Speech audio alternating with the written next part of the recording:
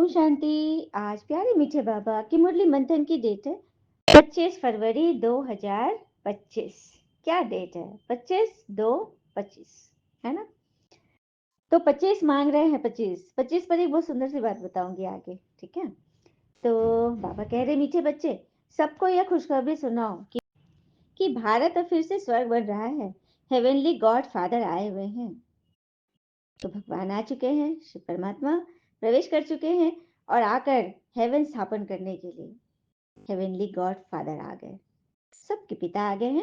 ये सबको बताना है, क्योंकि परमात्मा जहाँ विराजते हैं उनका पता हम मनुष्य नहीं लगा पाए और बहुत जगह भटके, दर दर भटके, तीर्थों में गए, नदियों में गए, सागर में गए, हर जगह गए, लेकिन भगवान को नहीं ढूंढ पाए, क्योंकि भगवान को हमने बड़ी दुविधा में जो डाल दिया है।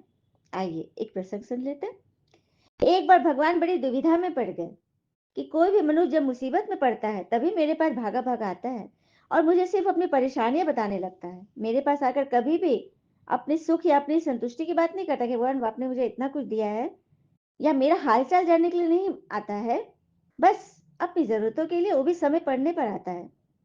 अंततः भगवान ने इस समस्या के निराकरण के लिए देवताओं की बैठक बुलाई और बोले, हे देव देवियों, मैं मनुष्य की रचना करके कष्ट में पड़ गया हूँ। कोई ना कोई मनुष्य हर समय शिकायत ही करता रहता है, जबकि मैं उन्हें उनके कर्म अनुसार सब कुछ दे रहा हूँ। फिर भी थोड़े से कष्ट में मेरे पास आ जाता है, जिसे न तो मैं कभी शांतिपूर्वक रह सकता हूँ न वो। आप लोग मुझे कृपया ऐसा स्थान बताएं जहाँ मनुष्य नाम का प्राणी कदापि न पहुंच सके बिना मतलब के, मतलब कि फालतू बातों में, व्यर्थ बातों में। प्रभु के विचारों का आदर करते हुए देवताओं ने अपने अपने विचार प्रकट करने शुरू कर दिए। गणेश जी ने कहा, आप हिमालय पर्वत की चोटी पर चले जाएं। भगवान ने कहा, यह स्थान तो मनुष्य की पहुंच में है, जरूर कब पहुंच जाएगा। इतने सारे इन्वेंशन कर लिए उसने। फिर इंद्रदेव ने कहा, आप किसी महासागर में चले जाए।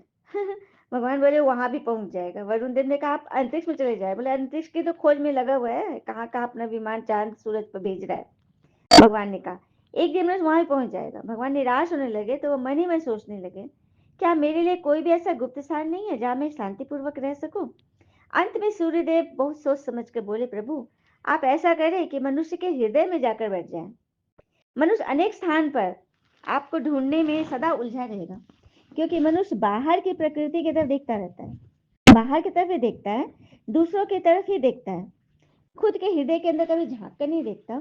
इसलिए वह यहाँ आपको कदापि तलाश नहीं करेगा। मतलब कि अपने भीतर करोड़ों में कोई एक है जो आपको अपने हृदय में तलाश करेगा। वो आपसे शिकायत करने लायक नहीं होगा।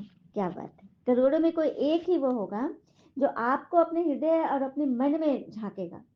हाँ? क्योंकि जिसने आपको अपने मन में देख लिया, उसके पास फिर कोई प्रश्न ही नहीं बचेंगे। हाँ, शिकायत करने के लायक ही नहीं रहेगा। उसकी सारी बाहरी इच्छा शक्ति खत्म हो चुकी होगी।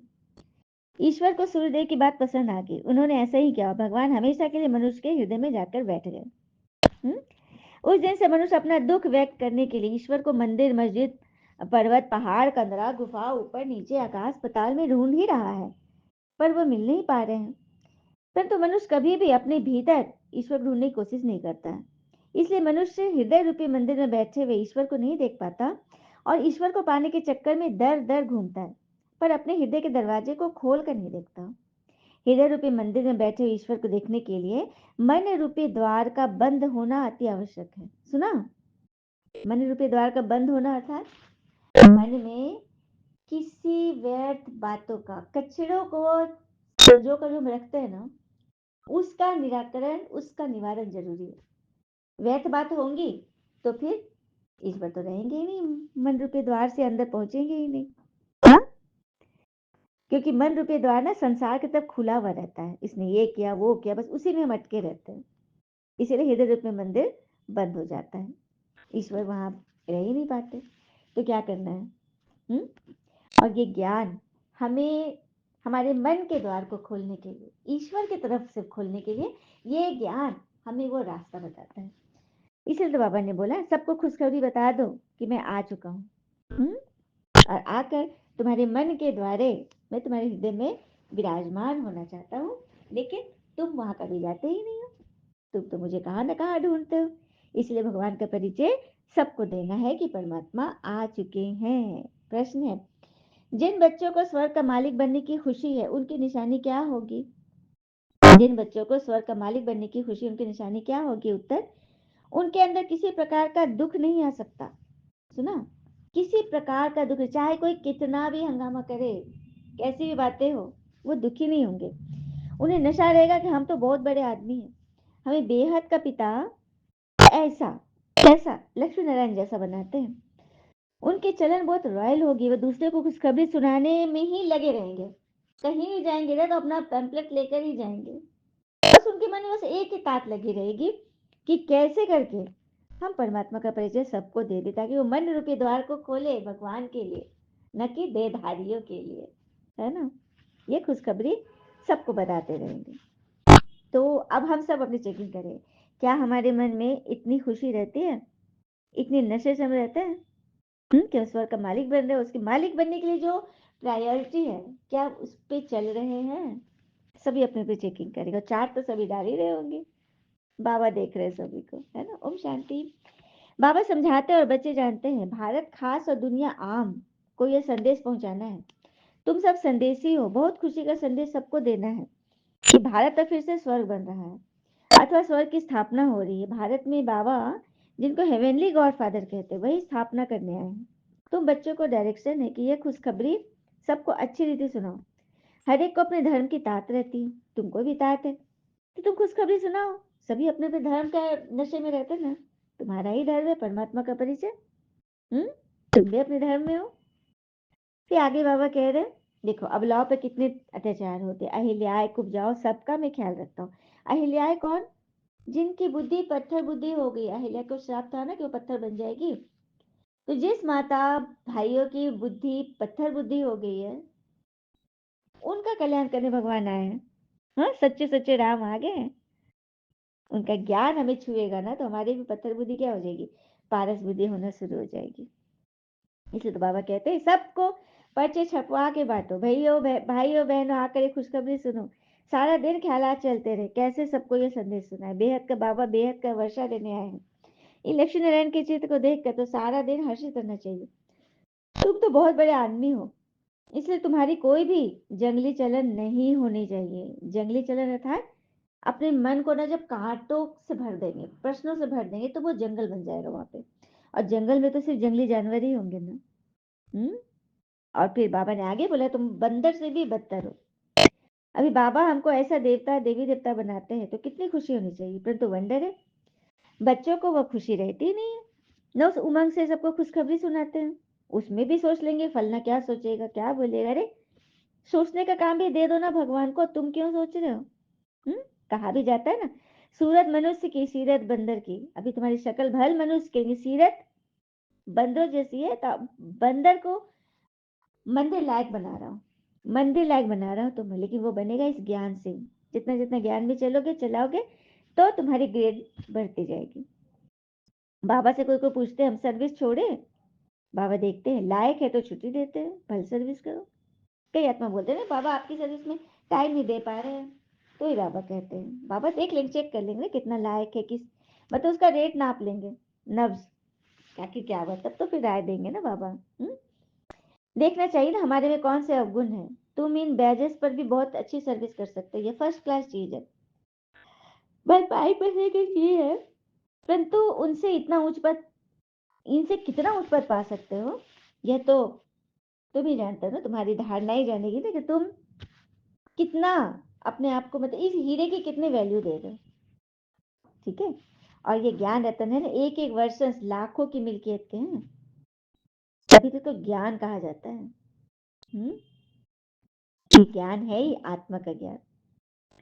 और कहते हैं ना कि कोई इतना भी अमीर नहीं होता कि अपना बीता हुआ कल खरीद सके, और कोई इतना गरीब भी नहीं होता कि अपना आने वाला कल ना बदल सके, है ना।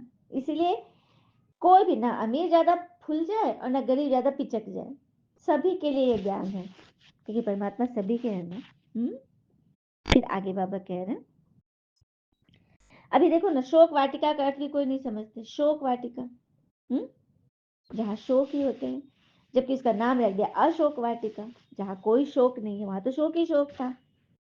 जहाँ सीता जी को बंद किया गया था। तो ये यहाँ की बात है, शोक वाटिका है यहाँ, ये दुख धाम है ना, ये दुनिया, ये संसार, तो यही की बात है। सभी शोक वाटिका में सीताएं पड़ी हुई है ना।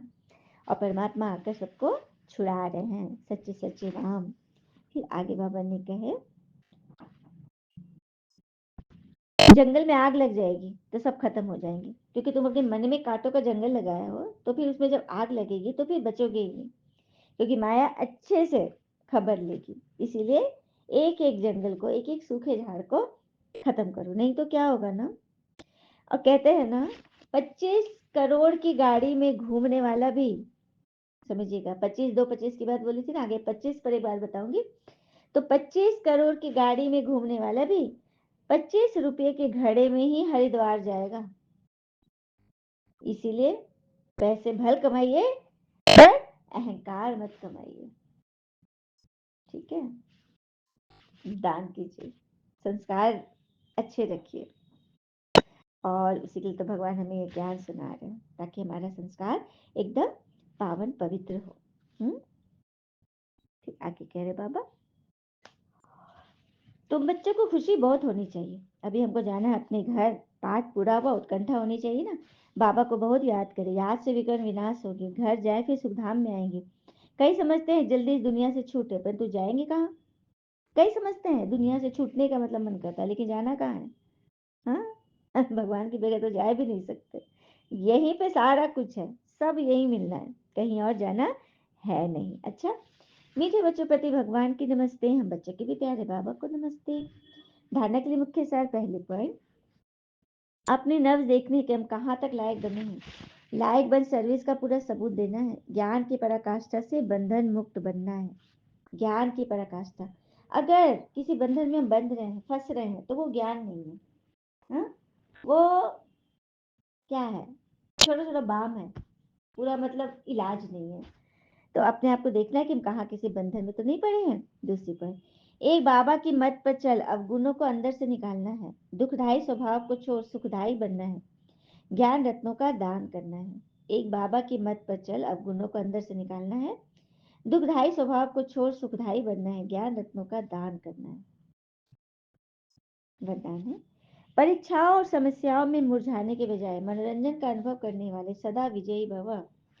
परीक्षाओं और समस्याओं में मुरझाने के बजाय मनोरंजन का अनुभव करने वाले सदा विजयी भव। इस पुरुषार्थी जीवन में ड्रामा अनुसार समस्याएं व परिस्थितियां तो आनी ही है। जन्म लेते ही आगे बढ़ने का लक्ष्य रखना, अर्थात परीक्षाओं समस्याओं का आह्वान करना, है ना। जन्म लेते ही, बाबा का बनते ही आगे बढ़ने का लक्ष्य रखना, अर्थात परीक्षाओं समस्याओं का आह्वान करना। जब रास्ता तय करना है तो रास्ते के नज़ारे न हो, यह कैसे हो सकता है। जब रास्ते पर चलना है तो नज़ारे न हो, ये कैसे। साइड सीन नहीं हुई, ये हो सकता है क्या। साइड सीन तो आएंगे ही। इसलिए तो कहते हैं ना कि अच्छे मार्ग पर कोई व्यक्ति नहीं जाता, पर बुरे मार्ग पर सभी जाते हैं। इसलिए दारू बेचने वाला कहीं नहीं जाता, पर दूध बेचने वाले को घर घर गली गली कोने कोने में जाना पड़ता है। और दूध वाले से बार बार पूछा जाता है कि पानी तो नहीं डाला, पर दारू में खुद हाथों से पानी मिला मिला के पीते हैं। वाह रे दुनिया और दुनिया की रीत, समझे। क्योंकि मेजॉरिटी वही कर रहा है। तो जिधर मेजॉरिटी है, जहाँ पे मास के ऊपर वाइब्रेशन है, तो आत्माएं उधर ही खींच कर जाती है। लेकिन भगवान से मिलने, ये खुशखबरी हर एक को बताने में, इसमें भी बहुतों को लज्जा आती है, कैसे बोले क्या बोले, है ना। तो बाबा तो सबको देख रहे हैं, ठीक है। इसलिए घबराना नहीं है, परीक्षाएं का आह्वान करो, बातें आएंगी, ठीक है। कनेक्शन को बस बना के रखो। याद का कनेक्शन जब लूज होता है ना, तो मनोरंजन के बजाय मन को मुरझा देते हो। इसलिए वाह नजारा, वाह के गीत गाते आगे बढ़ो, अर्थात सदा विजयी भव के वरदानी बनो। स्लोगन, मर्यादा के अंदर चलना माना मर्यादा पुरुषोत्तम बनना। मर्यादा के अंदर चलना माना मर्यादा पुरुषोत्तम बनना। एक बात और जाते जाते सुन लीजिए, चिंता कभी भी कल के दुख का हरण नहीं करती। चिंता कभी भी कल के दुख का हरण नहीं करती, बल्कि वह केवल आज के आनंद से हमें वंचित कर देती है। बस उसका यही काम है। अभी भी हम चिंता करें। हाँ, ओम शांति। शुक्रिया बाबा, शुक्रिया बच्चे, ओम शांति।